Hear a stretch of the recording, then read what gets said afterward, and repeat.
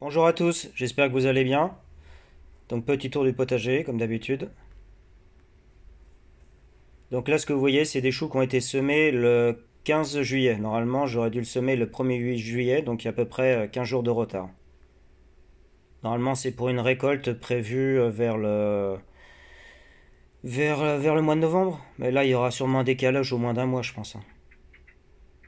Donc là c'est des choux fleurs. Il y a quatre variétés. Ça c'est des choux kale. Il y a une seule variété de choux kale.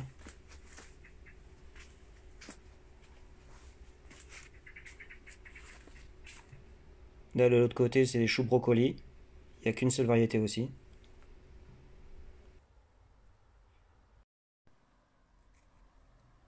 Donc là, ce que vous voyez dans des seaux, c'est des deuxièmes semis de choux. Donc ça a été semé début août pour une récolte à partir de janvier. Donc il y a un décalage à peu près de 3 semaines, un mois par rapport au premier semis pour étaler la récolte. Donc là, bon, il y a un peu de tout là. Non, je crois que c'est, ouais, il y a des choux-fleurs. Voilà, c'est les choux-fleurs.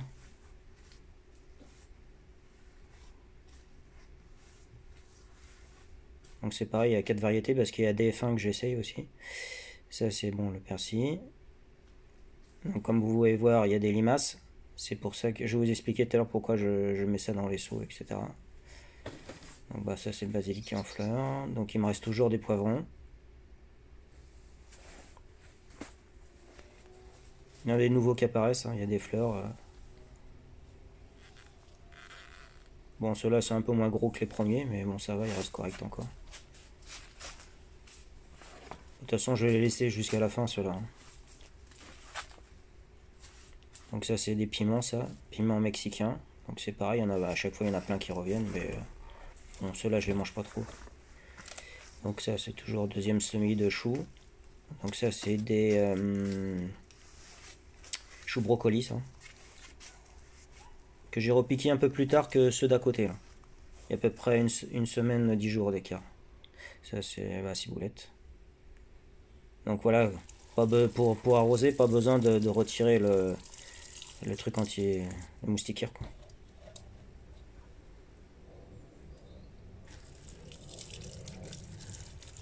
Donc c'est rapide, simple, efficace. Donc voilà, ça c'est ce qu'il y avait avant les choux là, la semaine dernière. Donc des restes de pastèque. Donc très bon, très sucré.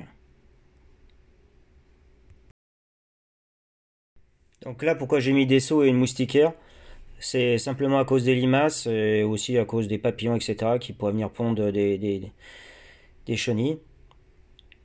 Donc là, ce que je vais faire, c'est au début, comme ils sont tout petits, donc ils sont assez fragiles, ils peuvent se faire attaquer par n'importe quoi. Donc le temps qu'ils soient plus grands et résistants, parce qu'il faut savoir que quand ils sont petits, plus ils sont petits, moins ils savent se défendre.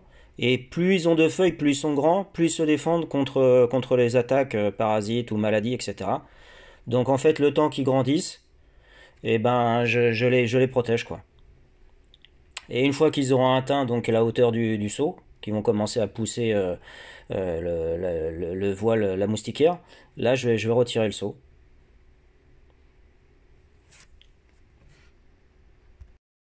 Juste pour information, les grosses limaces, c'est sûr, elles n'arrivent pas à traverser le voile, la moustiquaire.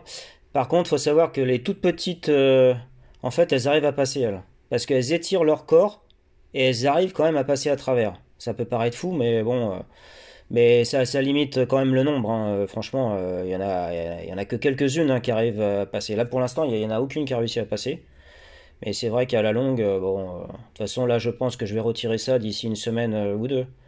Et après, à l'entrée, je vais mettre aussi une moustiquaire, comme pour les autres cerfs, pour éviter les papillons, etc., que j'enlèverai sûrement fin décembre, quoi.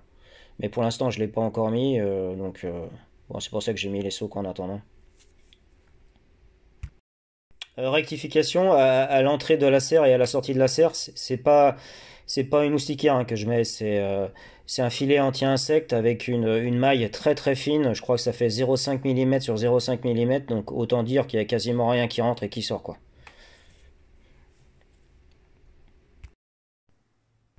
Donc troisième serre. Donc c'est la serre des salades, des fenouils, rutabaga et betteraves qui servent à la fois pour l'été et l'hiver. Donc là les salades, c'est pas mes propres plants ceux-là. Parce que les miens, je sais pas pourquoi, ils ont fini par crever quoi. Donc du coup j'ai été obligé de les remplacer en urgence. Donc ça c'est des plants que j'ai achetés.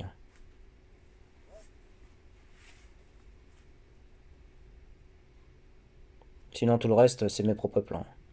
Donc ça c'est des rutabagas. Donc là par contre je crois qu'il y a au moins un mois de retard par rapport à ce que je fais d'habitude. Donc là ça va être une récolte assez tardive, hein.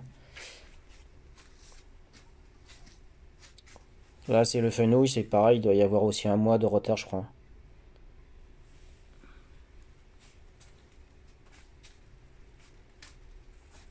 C'est pour ça que sur les dates de semis il faut vraiment être assez strict, hein, parce que sinon après ça fait un sacré décalage. Parce que là je risque de les manger assez tard, hein. Donc là c'est les betteraves, donc il m'en reste toujours. Enfin, disons que j'en ai pas vraiment encore mangé pour l'instant. Alors dans cette serre on a les radis roses de Chine, des choux pontoises et des choux rouges.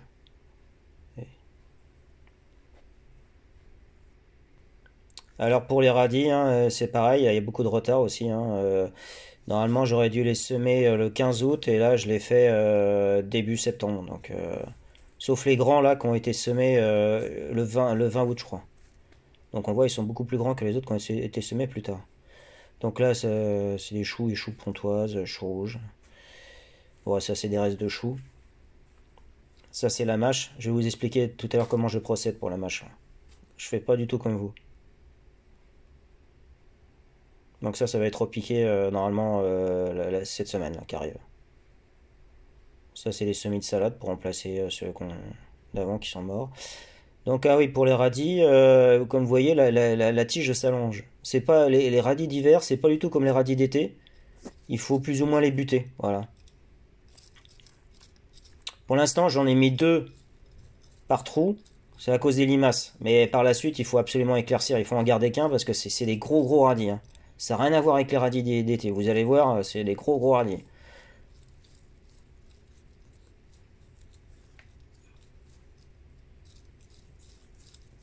Donc d'ici, je sais pas, peut-être un mois ou deux, j'en garderai qu'un quoi. Une fois qu'il sera suffisamment grand et qu'il risquera plus rien par rapport aux limaces.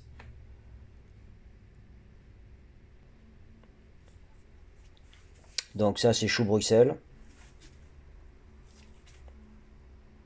Ouais, ça continue à pousser, hein. Pas de problème.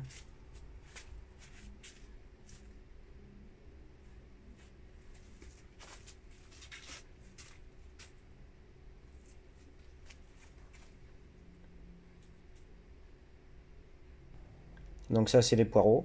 Donc j'avais fait un test sur les poireaux en taillant un pied sur deux. Bon, franchement, pour l'instant, il n'y a pas trop de différence, hein. Peut-être par la suite, mais pour l'instant, c'est exactement pareil, hein. Par contre, il y a une variété qui est mieux que l'autre, hein. Celle que je fais habituellement, elle est beaucoup mieux que celle qui est en vert clair, là. Bon, ça, c'est les carottes, hein. Bon, le problème, c'est que cette année, j'ai des problèmes de semis. Donc ça, j'en ai quand même repiqué. J'ai éclairci et repiqué quelques-unes, on verra bien. Mais je sais ce que ça va donner. Normalement, quand on repique les carottes, ça donne rien de bien.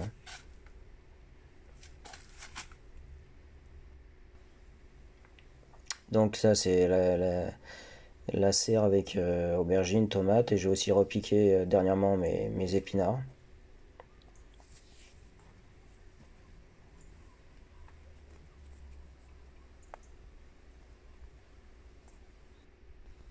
Bon, c'est pareil, hein, sur les épinards, il doit y avoir encore 15 jours à 3 semaines de retard. Bon, là, j'ai gardé les plants de courgettes parce que bon, il en restait quelques-unes dessus, mais normalement, il aurait fallu les enlever, hein, ça va rien donner. Mais bon, je les ai laissés quand même. Si vous voyez, j'ai mis des feuilles de chou là, un peu partout. C'est pour les limaces. Parce que comme ça, ils vont venir s'attaquer directement. Elles préfèrent s'attaquer aux feuilles qui sont mortes plutôt que de s'attaquer aux plants d'épinards.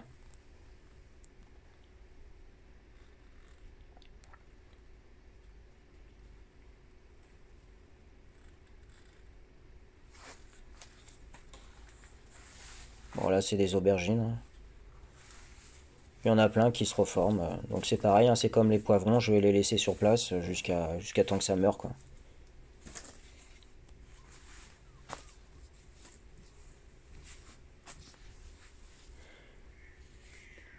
Là, c'est les tomates. Donc là, ça, c'est pareil, je vais laisser ça jusqu'à la fin.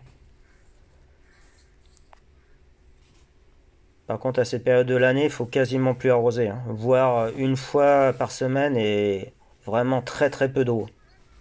Moins d'un litre, moins de 0,5 litres par pied, hein. Sinon, c'est sûr que ça va être le mildiou, là. Donc ça, c'est les framboises. Je crois qu'une des plus grosses variétés de framboises d'Europe, c'est la variété Versailles.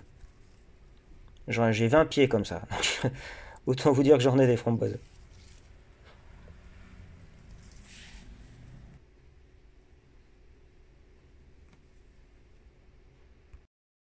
Donc ma technique pour la mâche, alors moi je sème pas à la volée, hein, directement en pleine terre. Moi je préfère semer directement dans les petites barquettes là. Donc je mets quelques graines par alvéole. Donc ensuite après à la fin je vais éclaircir pour en garder qu'un par alvéole. Et là il y a une différence, ça c'est une semaine après ce qu'on vient de voir avant. Et voilà ce que ça va donner. Voilà, ça c'est une photo de l'année dernière. Voilà, c'est comme ça que je sème, moi. Enfin c'est comme ça que je fais.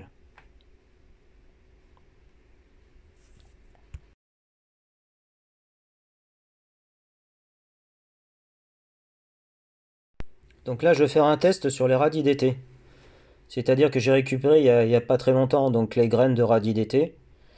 Et je vais voir ce que ça fait si on les plante directement après les avoir récoltés, quoi. Voir si ça pousse pas, s'il faut une période de froid ou pas, etc. Bon, j'ai ma petite idée, mais vous allez voir ce que ça peut donner, quoi.